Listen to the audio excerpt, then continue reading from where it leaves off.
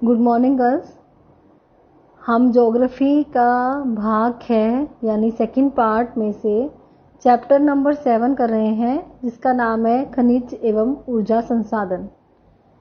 खनिज संसाधन के विषय में मैंने आपको अपनी पहली वीडियो में बता दिया था कि खनिज क्या होते हैं, जिनकी एक विशेष निश्चित रासायनिक एवं भौतिक विशेषताएं होती हैं, यानी कि उनके कोई गुण होते हैं जिनके एक निश्चित रासायनिक और भौतिक गुण होते हैं, उन्हें हम खनिज कहते हैं। खनिज दो प्रकार के होते हैं, धात्विक और अधात्विक खनिज। धात्विक खनिज जो कि धातु, जैसे नाम से ही आपको पता है, धातु जिसमें लोहा और अलोह दो तरह के धातुएं हैं। लोहा जिसमें लोहा और मैग्नीज है, अलोह जिसमें तांबा और बॉक्साइट है। इसके अलावा ईंधन खनिज जो हमारे ऊर्जा के संसाधन हैं, जैसे कोयला और पेट्रोलियम, और इसके साथ प्राकृतिक गैस जो है वो भी हमारा एक ईंधन खनिज है। और कुछ अन्य अधात्विक खनिज हैं, जैसे चूना पत्थर, ग्रेफाइट और माइका। ये भी हमारे कई चीजों में काम आता है। जैसे पहले हमने डिस्कस कर चुके हैं हम कि खनिज क्या होते हैं, जो हमारे काम आते हैं, जो हमारे आवश्यकताओं की पूर्ति करते हैं, जिनको हम अपनी डेली दैनिक जरूरतों की पूर्ति के लिए भी करते हैं और देश के लिए भी ये आर्थिक महत्व रखते हैं। देश में कई प्रकार के उद्योग चलते हैं इन खनिजों के साथ। तो इस तरह से ये एक संसाधन का कार्य करते हैं जो देश की आर्थिक व्यवस्था के लिए भी अच्छे हैं और हमारी दैनिक जरूरतों की पूर्ति के लिए भी अच्छे हैं। खनिजों के उपयोग जो हमने अभी बात करी है कि खनिज हमारे संसाधन हैं, हमारी आवश्यकताओं की पूर्ति करते हैं। किसी भी देश के खनिज संसाधन औद्योगिक विकास के लिए एक आवश्यक आधार प्रदान करते हैं, क्योंकि आवश्यक आधार मतलब कोई भी उद्योग लगाना है उसके लिए हमें बेसिक चीजें, जैसे एक मशीन चाहिए। जैसे मान लीजिए सूती वस्त्र उद्योग है, सूती वस्त्र उद्योग, हमें कपास से धागे का निर्माण हम करते हैं, तो जो धागा बनता है वो किस तरह बनेगा? मशीनों से। और धागा बनने के बाद उसकी बुनाई होगी, वो कपड़े में बदला जाएगा, तो कपड़ा उससे बनेगा धागे से, तो वो कैसे बनेगा? वो भी मशीनों से। तो सूती वस्त्र उद्योग बहुत बड़ा उद्योग है। इसके अलावा हम एक और बर्तन हमारे घरों में जो इस्तेमाल होते हैं, लोहा इस्पात, जिन्हें कहते हैं स्टील। लोहा इस्पात क्या होता है? स्टील। स्टील का जो हम इस्तेमाल करते हैं, जिन बर्तनों में हम खाना खाते हैं, वो भी कहाँ से बने हैं? किसी कंपनी से बने हैं, किसी फैक्ट्री में बने हैं। तो वो किससे बने हैं? मशीनों के द्वारा बने हैं। अब मशीनें कहाँ से आई? मशीनें लोहे की बनी हुई हैं। लोहा कहाँ है? लोहा खनिज संसाधन है जो पृथ्वी के अंदर पाया जाता है। उसे खनिजों के रूप में हम निकालते हैं, फिर उससे मशीनों का निर्माण करते हैं, जिससे उद्योग लगाते हैं। तो इस तरह से किसी भी देश के खनिज संसाधन औद्योगिक विकास के लिए आवश्यक आधार प्रदान करते हैं। जैसे लोहा इस्पात के उद्योग के लिए हमें क्या चाहिए होता है? सबसे पहले लोहा, जो एक खनिज संसाधन है, लोहे की आवश्यकता है। और इसके अलावा मैग्नीज, कोयला, मैग्नीज उसमें लोहे में मिलाया जाता है। लोहे के अंदर जो चमक आती है वो मैग्नीज के द्वारा लाई जाती है। जब मैग्नीज उसके अंदर डाला जाता है, उसे मिलाया जाता है। और कोयला किस लिए काम आता है? कोयला एक ऊर्जा का संसाधन है, भट्टियां जलाने में काम आता है, जिसके कारण लोहे को पिघलाया जाता है और लोहे को किसी भी आकार में फिर ढाल दिया जाता है। इस तरह से इन सभी खनिज संसाधनों की आवश्यकता हुई लोहा इस्पात के उद्योग के लिए। लोहा इस्पात बाद में कई प्रकार की चीजों में काम आता है, जैसे बर्तन बनाने में, मशीनें बनाने में। आप देखते हो कई स्टील की मशीनें बनी होती हैं। और इसी प्रकार ऊर्जा के संसाधन मशीनें चलाने में काम आते हैं। जब ऊर्जा के संसाधन नहीं होंगे तो मशीनें नहीं चलाई जाएंगी, तो उद्योग नहीं स्थापित हो पाएंगे। इस तरह से ये सभी खनिज पदार्थ देश की आर्थिक व्यवस्था के लिए आवश्यक है। ये आधार है देश की आर्थिक व्यवस्था का। तो इन खनिज संसाधनों से देश के आर्थिक विकास में लाभदायक है। ये भारत में खनिजों का वितरण, भारत में हमने पहले भी पिछली कक्षा में 11वीं क्लास में हमने पढ़ा था कि देश के अंदर कर्क रेखा निकलती है बीचों बीच। तो उस तरह से हमने देश को दो भागों में डिवाइड कर रखा है, उत्तरी भारत और दक्षिणी भारत। जो भारत का उत्तरी भाग है वो नदियों द्वारा लाई गई मिट्टी से बना हुआ है, जिसे हम जलोढ़ की मिट्टी कहते हैं। बहुत उपजाऊ मिट्टी होती है और ये कृषि के लिए बहुत अच्छी होती है। इसलिए जो भारत का उत्तरी भाग है वो कृषि के लिए बहुत अच्छा है। लेकिन जितने भी खनिज संसाधन हैं वो भारत के दक्षिणी भाग में ज्यादा मात्रा में पाए जाते हैं। तो हम ये कह सकते हैं कि भारत में जो खनिज संसाधन है उनका वितरण इक्वल नहीं है, अनइक्वल है, क्योंकि दक्षिण भारत में खनिज संसाधन ज्यादा पाए जाते हैं, उत्तर भारत में खनिज संसाधन कम पाए जाते हैं।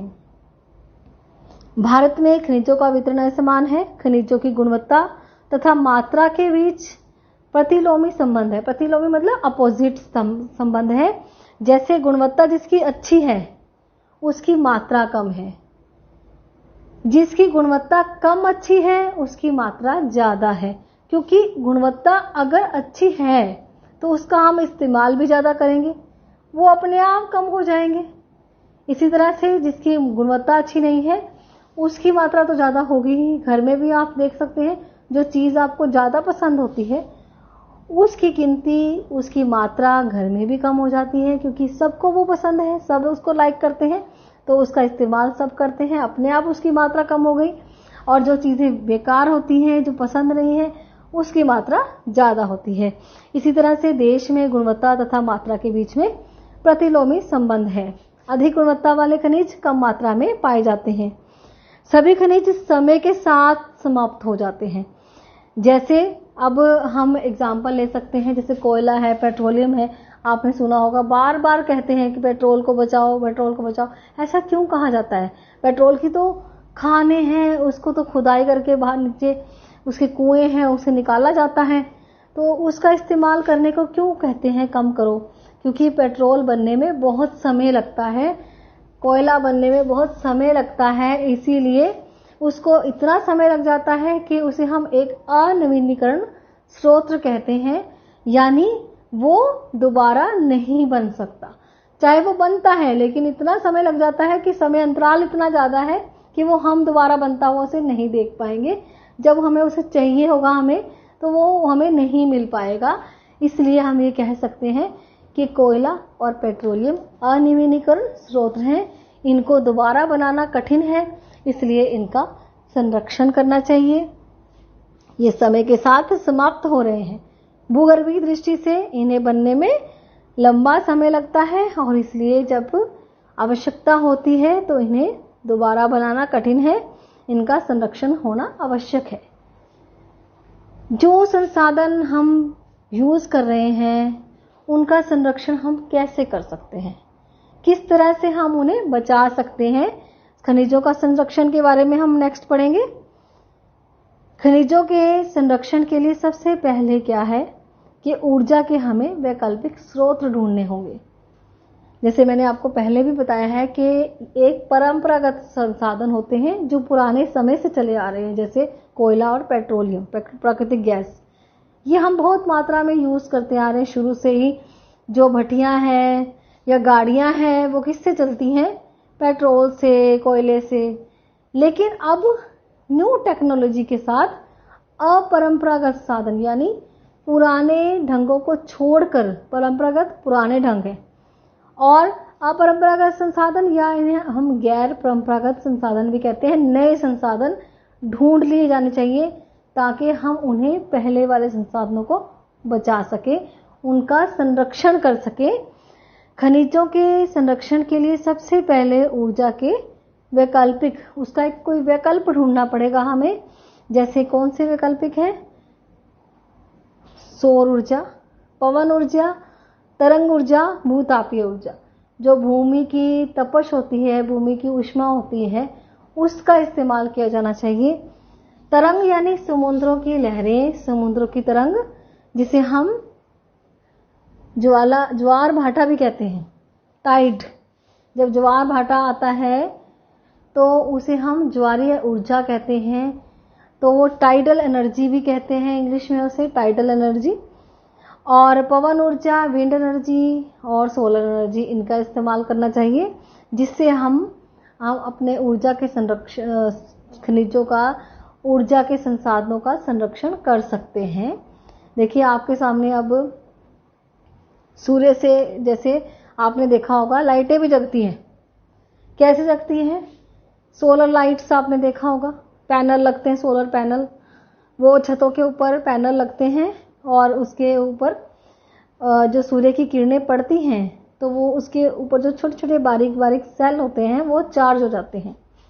उससे हम सूर्य की ऊर्जा को इलेक्ट्रिक ऊर्जा में बदल देते हैं, यानी सोलर एनर्जी को हम इलेक्ट्रिक एनर्जी में चेंज करते हैं। वो हमारे घरों में बिजली देती है सूर्य की ऊर्जा।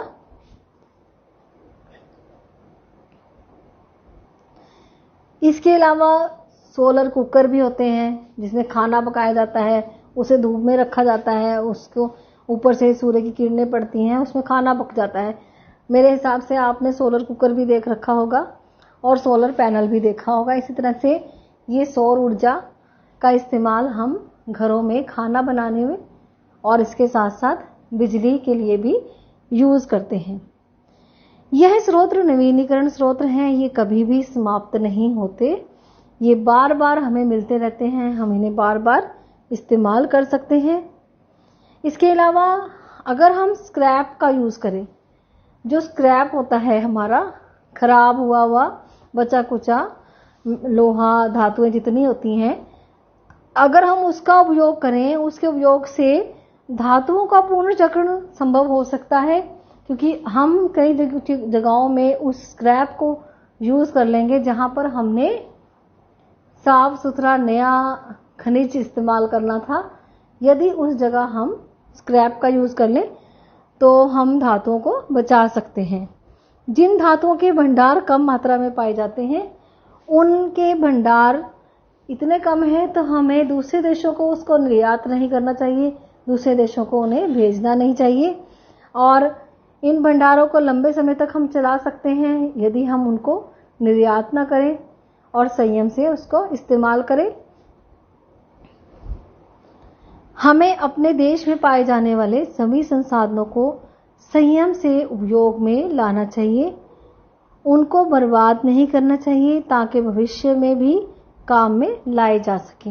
जैसे अभी मैंने आपको बताया है कि पेट्रोलियम काफ़ी लंबे समय में तैयार होता है और जल्दी वो तैयार नहीं होता, इसलिए हमें इन चीज़ों को बचाना चाहिए, इनको संयम से इस्तेमाल करना चाहिए ताकि हम भविष्य में भी इसे इस्तेमाल कर सकें।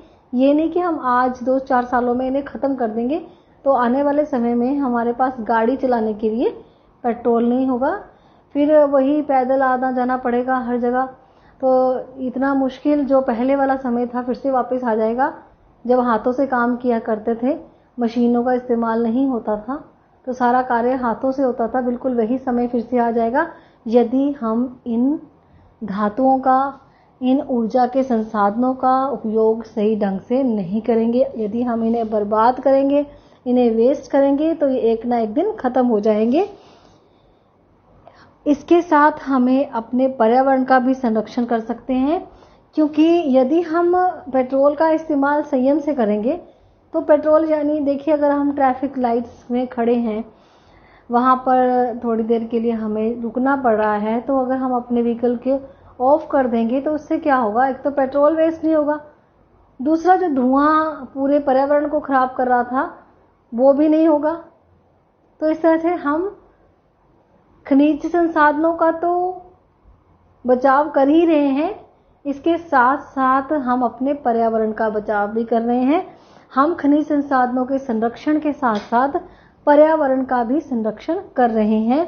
अगर बार बार हम भूमि के अंदर से खाने खोद कर खनिजों को निकालेंगे, बार बार निकालेंगे, तो भूमि भी खराब हो जाएगी और बार बार खोदने से ऊपर की वनस्पति भी खराब होती है, वनस्पति को भी काटना पड़ता है, तभी तो उस भूमि को खाली करके उसे खोदना पड़ता है। भूमि का भी नुकसान है, इसी वजह से प्राकृतिक पर्यावरण का भी नुकसान होता है।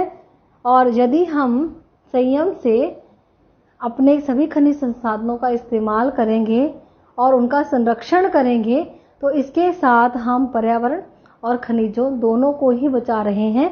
तो ये हमारा यहाँ पर चैप्टर ये यहाँ पर ख़त्म नहीं होता, अभी हमारा चैप्टर है जिसमें सारा मैप वर्क है। ये वाला वो वाला पार्ट था जो मैंने आपको समझाना था, ये समझा दिया है। नेक्स्ट वर्क हमारा मैप वर्क है जो मैं आपको PDF बनाकर दूंगी, आप उसको खुद भरेंगे और सभी जगहों को दिखाएंगे। लोहा कहाँ होता है, कोयला भारत में कहाँ होता है, तांबा कहाँ होता है, मैग्नीज कहाँ होता है, पेट्रोलियम कहाँ पाया जाता है, ये अलग अलग कोयला कहाँ पाया जाता है, ये अलग अलग खनिज संसाधन भारत में, इसका वितरण कहाँ कहाँ है, उसके विषय में सभी मानचित्र भरे जाएंगे, जिसका मैं आपको PDF बनाकर दूंगी। आप इसे भरेंगे क्वेश्चन की फॉर्म में, उसके आंसर्स भी कुछ सॉल्व भी करके दूंगी, कुछ आपको खुद करने हैं। तो इस तरह से ये वाला वो पार्ट था जो समझाने वाला था। नेक्स्ट पार्ट हमारा मैप वर्क है पूरा, वो हम आगे नेक्स्ट वीडियो में करेंगे।